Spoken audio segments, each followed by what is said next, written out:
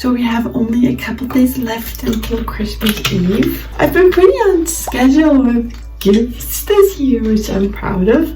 But now it is coming closer and I still have a couple of these little calendars to get done. I've done them last year and it's a really lovely way to encapsulate little memories of people I love.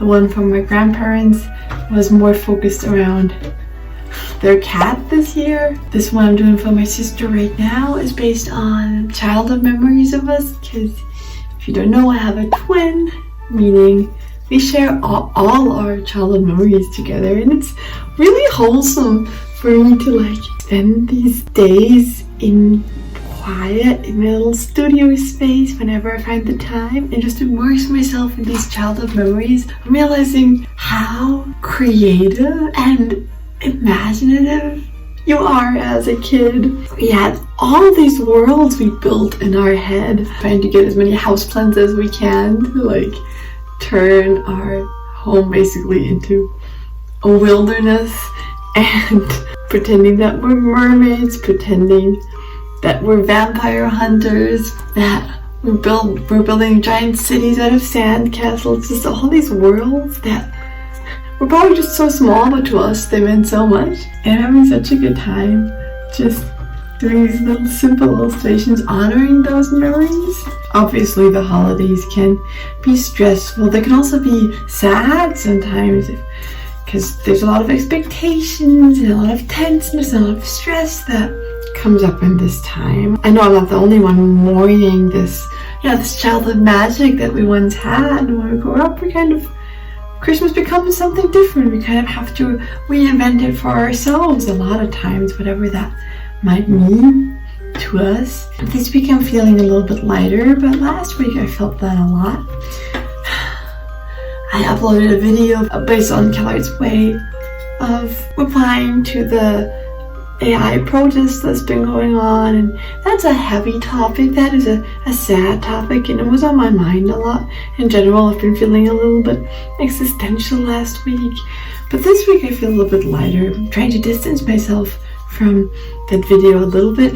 It went well, which obviously I'm happy for. I'm happy that a little bit of attention was drawn to that topic, but also still not, I don't want my channel to be solely growing because I complain about negative or scary things in the art industry. I would like to be a more hopeful, wholesome voice than that. It's already so easy to just fall into negativity and sadness and hopelessness, and that's not what I want my channel to be around. So I've been taking a step back a little bit, trying to think about what I actually want to say.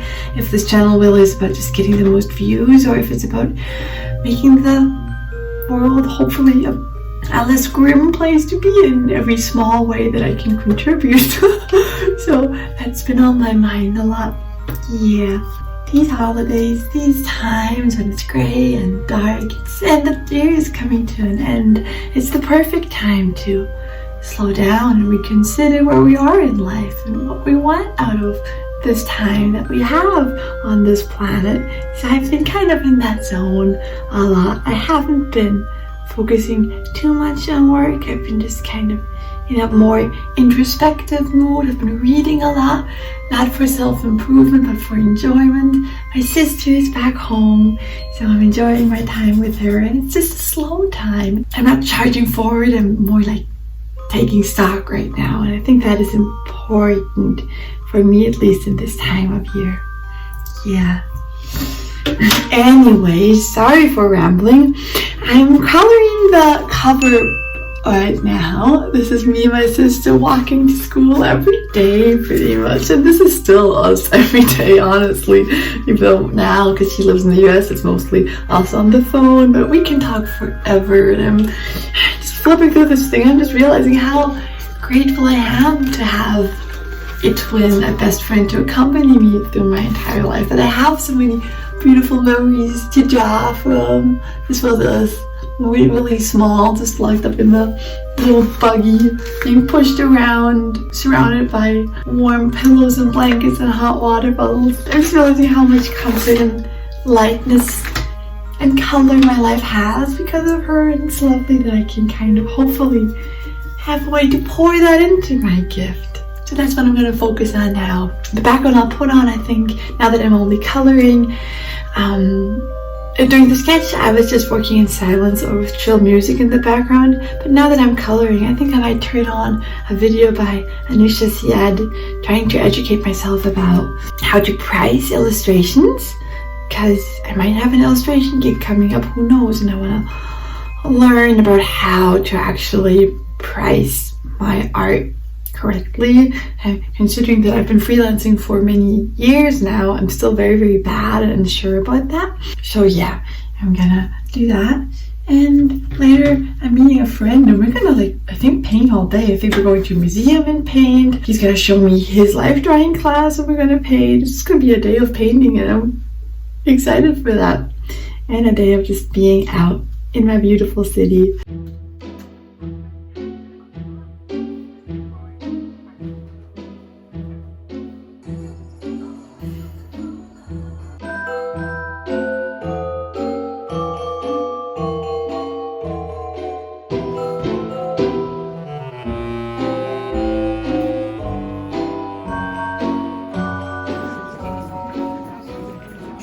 It's the next day. I actually didn't film yesterday because the friend I was with, he doesn't have a phone, he has no social media, and I'm very inspired by that.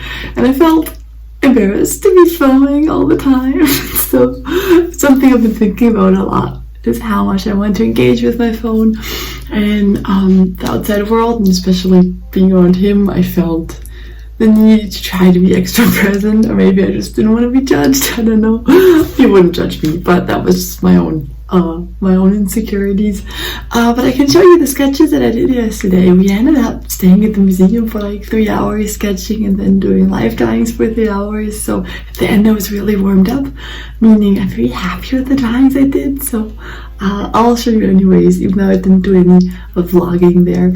So I wanted to draw ships, that's why I wanted to go to the museum. But the ship sections and a bunch of sections were under construction and will be for another 3 years. So we ended up drawing robots instead. Robots and a bunch of old World War II planes, which is also really fun to do. And we're mostly just yapping, but this was really, I haven't done drawing like this in a while. And that was all we did at the museum, and then went to the academy, a new place where I can do live drawing that I haven't been there yet, but I really liked it. We did a bunch of dynamic short poses. The model, she had such a great shape, such energy, and a really fun face to draw. There's another short one. This one's unfinished, obviously, but I really, really like the energy in that one as well. I think I can tell in the lines how confident I was, how warmed up I was at this point. Here's another couple of quick sketches. Man, I'm so happy with these. I feel like they're way better observed and way more loose, but also specific and playful. Okay, some more shorter poses, some people drawing as well, and then moved on to color. So this was a longer pose, I guess 10 minutes, maybe 15 minutes. Then he did this thing, the teacher, where he had the model lie in one pose for 25 minutes, and every 5 minutes he would rotate the model stand. So this is all the same pose, just rotating around, and he told me to line them up like this, meaning I had to draw them smaller. That was outside of my comfort zone. So I learned a lot, actually. Usually I make my drawings, my figure drawings this big, and there I kept them smaller. I'm not sure how much I learned, but it was really enjoyable nonetheless, and I'm sure I learned something. Then we moved on to a little longer pose. This one I'm super happy with as well. I'm happy with her skin color, and I love that the highlight on her nose, or the nose that catches light, actually kind of reads as light. Sometimes it doesn't work. And then he moved on after doing a longer pose. The teacher switched back to doing 1 minute poses again, which I also love, meaning I could loosen up again instead of becoming stiffer and stiffer. And these were all shorter poses as well, and then we ended on very long poses again. I'm so happy with the washes of watercolor in these both. Her face is a little off, but I just love the skin color on both of these. Today I I have no work today, so I can fully focus on doing some more Christmas presents, which I need to do. I have one more calendar to go, and I also want to felt a little gift for my uncle, a little elephant creature that he can maybe put on his desk, because he's gonna go to Namibia for vacation in a month. I already tried felting once, felting a little cow character for my great aunt. My sister showed me how to do it, and it is so addicting to do something creative that's not based on drawing for once. So yeah, that's a really nice creative outlet as well, and a nice change of pace. So maybe I'll do one of those. Maybe I'll do both of them. Maybe I just have time to do one. For the calendar of my parents, I haven't done a single thing yet. So maybe I can show you the entire process from finding ideas to actually executing them. So yeah, let's see how far we get. But first, we need to get a hot drink. The first thing I'll do is I'll jot down little notes of moments and memories of our beautiful goofy dog Holly this year. I keep them all in a big list and choose the ones that will hopefully spark the most joy for my parents, and then match them to the 12 months as best I can.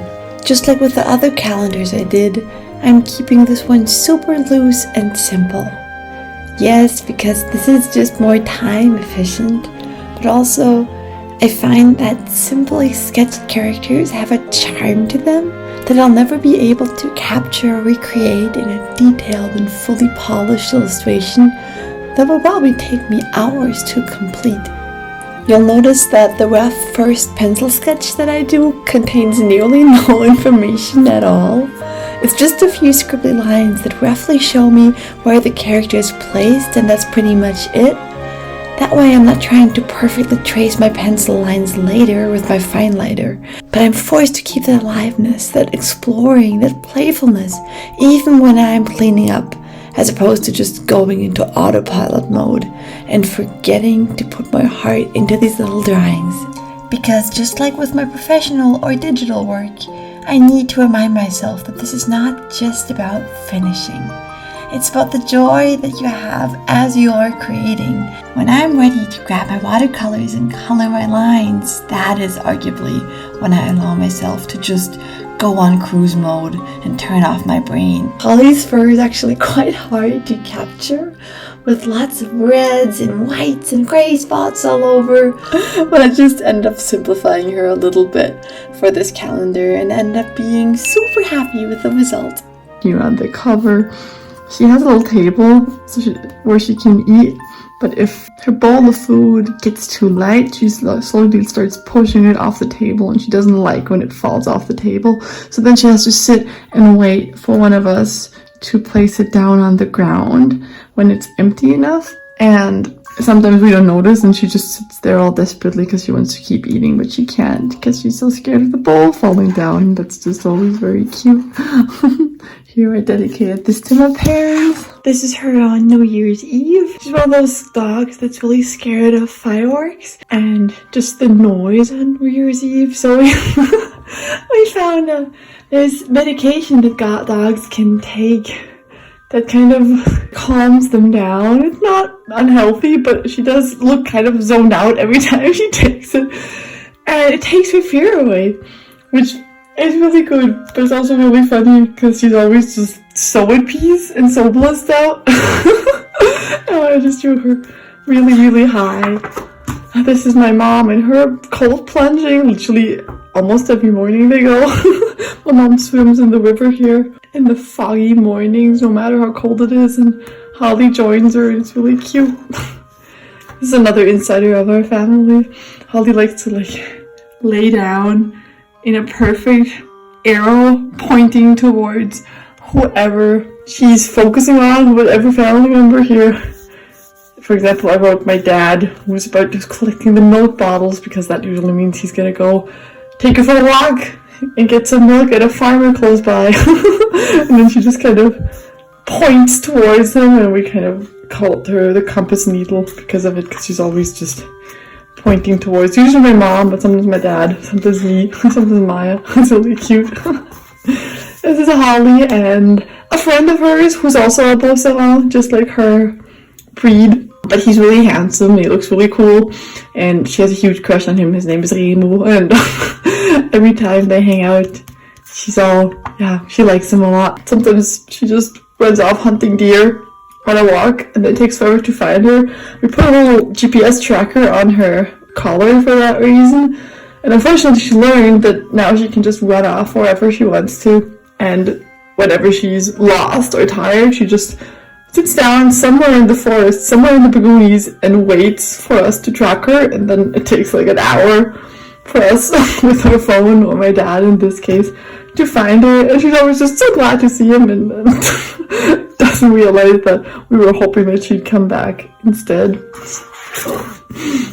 This is Holly chasing my grandparents' cat. We share a yard with them, so every now and then the cat dares to walk through the garden, and then Holly chases her when she gets the chance. The cat has a little collar that like rings, so that's what all these noises, the bing bing bing bing are. This is a kind of German noodle. We call it Schupfnudel. It's out of potatoes, and whenever Holly sometimes lies like this, all her limbs close to her body, her tail tucked in, her ears tucked in, she looks like a Schupfnudel. So that's why I did this page. It's another one of her many nicknames. Yeah, when my mom cooks, Holly likes to be very close. This is another one of Holly's best friends. This is Woody. He's so fluffy, and Holly is such an alpha in their relationship, and he's so submissive, and he loves when Holly like just chews on his face, on his ear, just bites him, drags him around. It looks so brutal, but he loves it. Whenever Maya returns from America, or anyone returns from a long trip, she really freaks out. So this is my sister at the airport.